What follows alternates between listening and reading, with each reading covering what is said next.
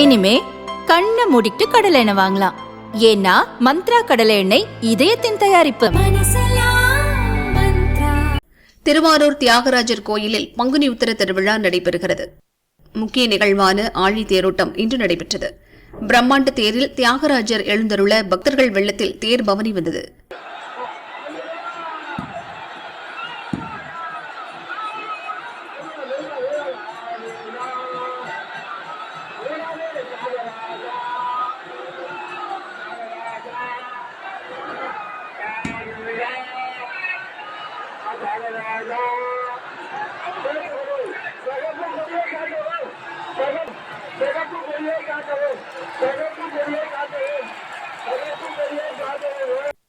மாட வீதிகளில் தியாகராஜர் தேரை தொடர்ந்து முருகன், அம்பாள், சண்டிகேஸ்வரரின் தேரோட்டம் நடைபெற்றது. தேர் வடம் பிடிச்சி இழுத்ததே ஒரு சந்தோஷம்தான் எங்களுக்கு. அது ஆடி ஆடி வரும்போது அதை பார்க்கறது ஒரு சந்தோஷம்.